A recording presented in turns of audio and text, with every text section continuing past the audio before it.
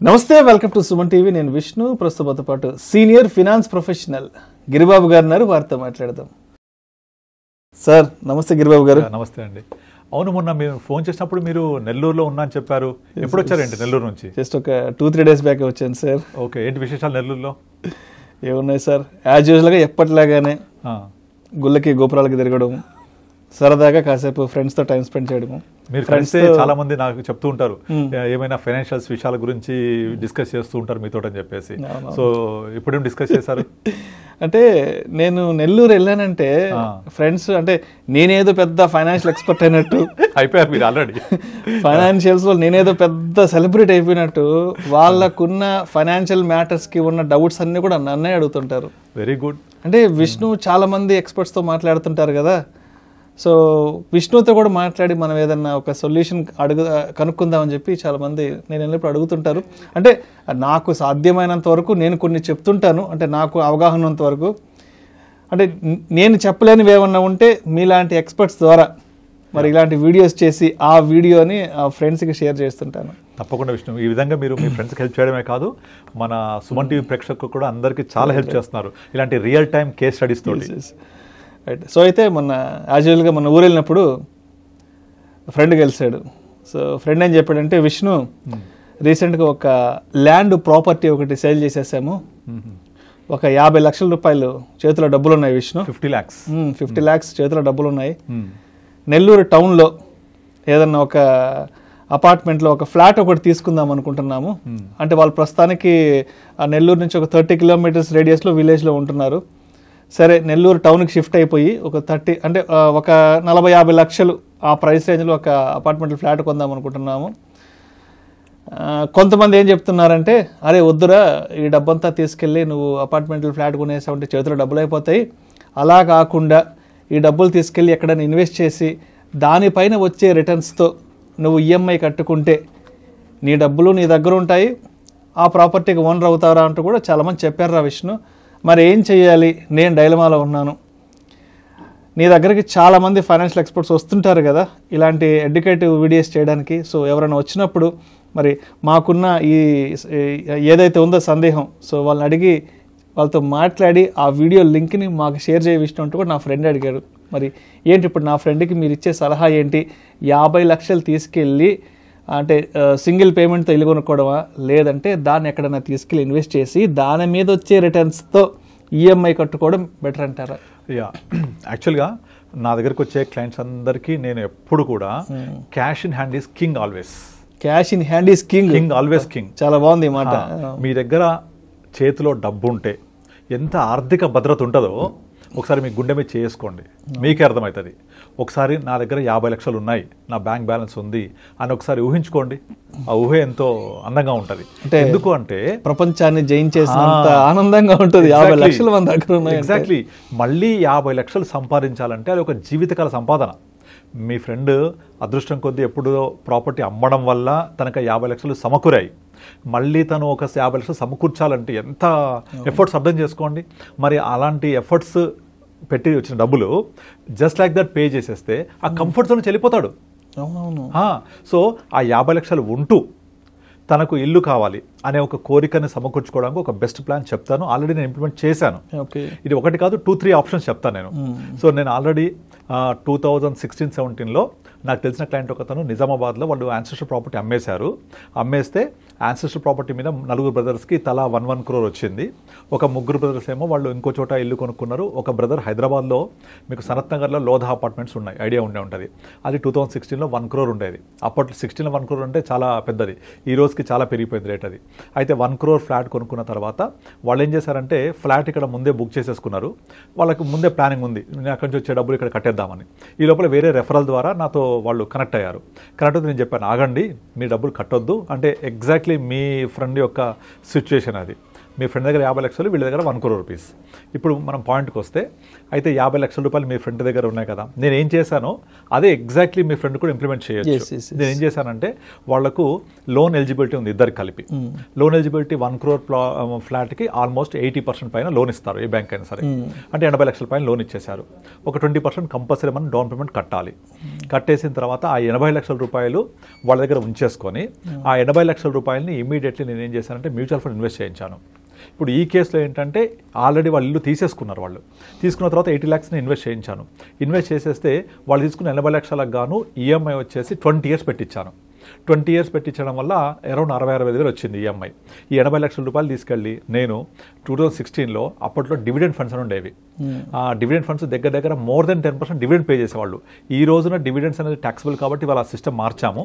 But 16లో dividend ఫండ్లో invest చేయించి ఆ రోజు అందరు దాదాపుగా హెచ్డిఎఫ్సి బ్యాలెన్స్ అడ్వాంటేజ్ ఫండ్, తర్వాత కెనరా బ్యాలెన్స్ అడ్వాంటేజ్ ఫండ్, తర్వాత ఎడెల్వెస్ బ్యాఫ్, ఇవన్నీ కూడా ఆల్మోస్ట్ 10-11% ఇచ్చేవి. కనుక 80 లక్షల మీద 70,000 రూపాయలు మంత్లీ ఇన్కమ్ వచ్చేది తనకి డివిడెండ్ రూపంలో. ఆ 70,000 తీసుకెళ్ళి వాళ్ళు ఇమీడియట్లీ ఈఎంఐ కట్టేవాళ్ళు నెక్స్ట్ మంత్, ఎవ్రీ మంత్.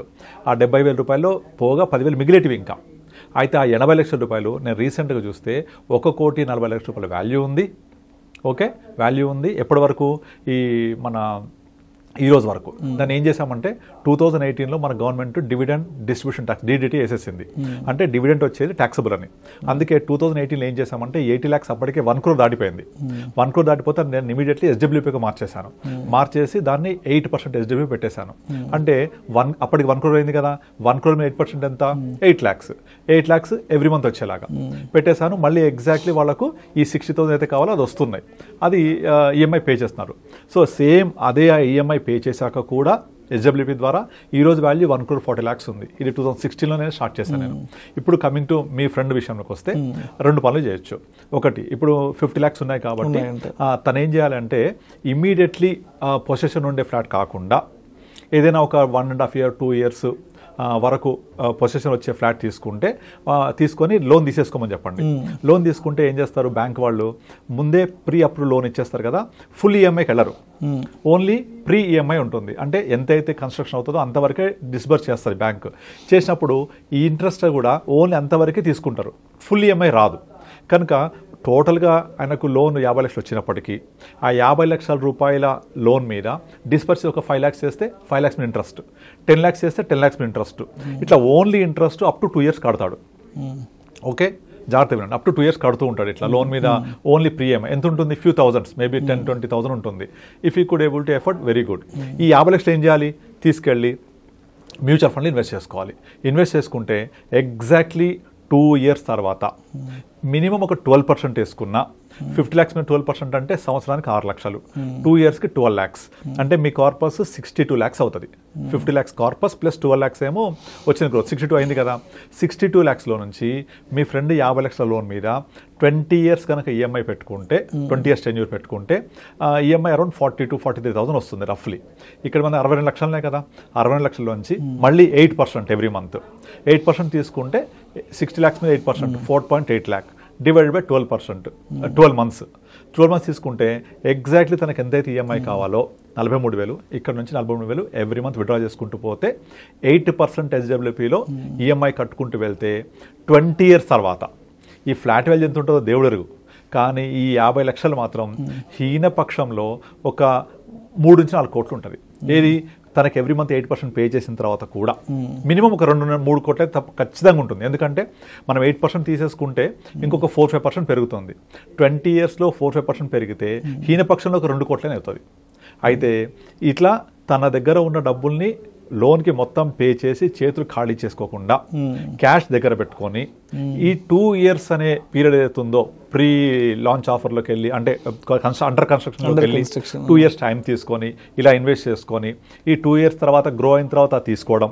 ఈ 2 years పాటు ఈఎంఐ కట్టాలి కదా, అది ఫుల్ ఈఎంఐ ఉండదు కాబట్టి he could able to effort. అలా ఒక 2 years ఒక్కటే కొంచెం అది ప్రీ ఈఎంఐ కట్టేటప్పుడు ఓన్లీ ఇంట్రెస్ట్ ఉంటుంది కాబట్టి ఫ్యూ థౌజండ్సే ఉంటుంది.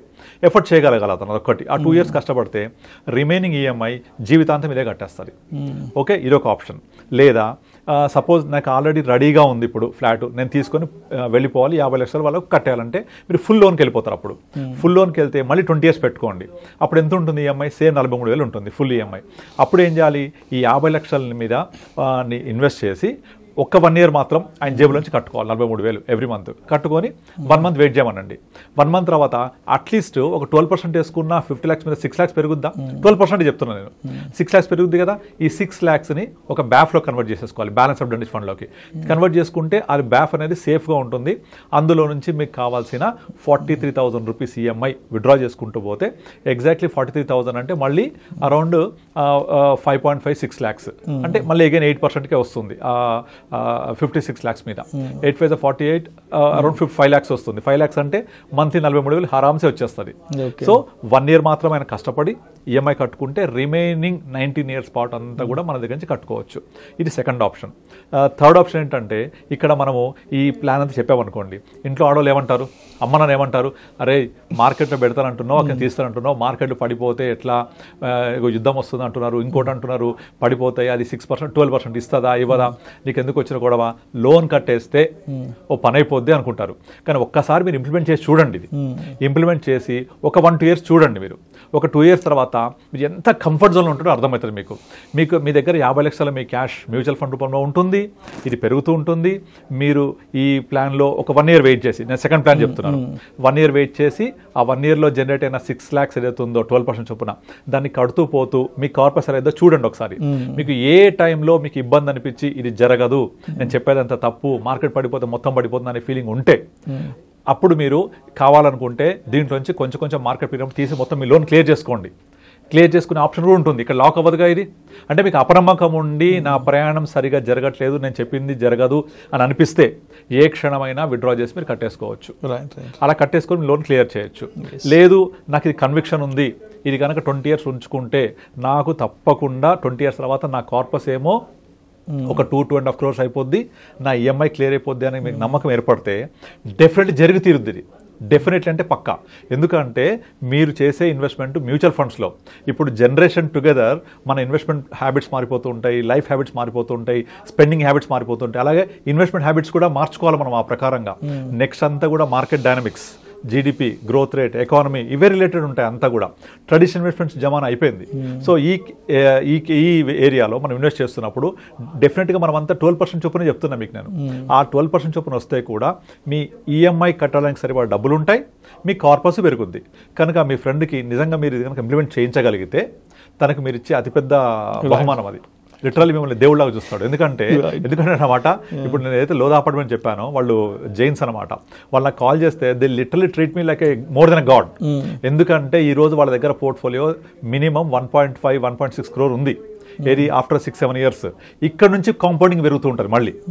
ఓకే, అయితే వాళ్ళకి 2 అబ్బాయిలు, 2 అబ్బాయిలకు కావాల్సిన హైయర్ ఎడ్యుకేషన్ డబ్బులు ఇవన్నీ వాళ్ళ దగ్గర ముందే ఉన్నాయి. ప్లస్ ఆల్రెడీ ఎస్ఐపి కూడా చేయగలుగుతున్నారు వాళ్ళు, ఎందుకంటే ఈఎంఐ బర్డన్ లేదుగా. సో అలా చేస్తూ చేస్తూ వాళ్ళ యొక్క రిటైర్మెంట్ ప్లానింగ్ కూడా కంప్లీట్ అయిపోయింది. వాళ్ళు ఇంకొక 10 years రిటైర్ అయిపోతారు. అప్పటికి లోన్ కిరాయిద్ది. ఇప్పుడున్న 1.6 crore అప్పుడు హీన పక్షంలో ఒక 3 crores అయినా కూడా ఆ 3 crores నుంచి వాళ్ళకి ఎవ్రీ మంత్ వాళ్ళకు మంత్లీ ఈఎంఐ లాగా తీసుకోవచ్చు, హెచ్డబ్ల్యూలాగా తీసుకోవచ్చు. వాళ్ళు చేసే ఎస్ఐపి వాళ్ళ పిల్లలకు పనిచేస్తుంది. అంటే ఒక సరి అయిన ప్లాన్ వాళ్ళ యొక్క లైఫ్కి మొత్తం పర్ఫెక్ట్గా సెట్ అయిపోయింది. అటు రిటైర్మెంట్ ప్లానింగ్ అయిపోయింది, ఈఎంఐ కూడా పే చేయగలుగుతున్నారు, ప్లస్ ఉన్న డబ్బుల్లోంచి కొంచెం ఎస్ఐపి చేసి పిల్లల ఎడ్యుకేషన్ ప్లాన్ కూడా చేయగలుగుతున్నారు. ఇలా కాకుండా ఇప్పుడు మీ ఫ్రెండ్ కనుక 50 లక్షలు మొత్తం కట్టేసిన, వీళ్ళు ఒక 1 crore మొత్తం కట్టేసిన, ఎలా ఉంటుంది అర్థం చేసుకోండి. మళ్ళీ డబ్బులు జమ చేయగలుగుతారా?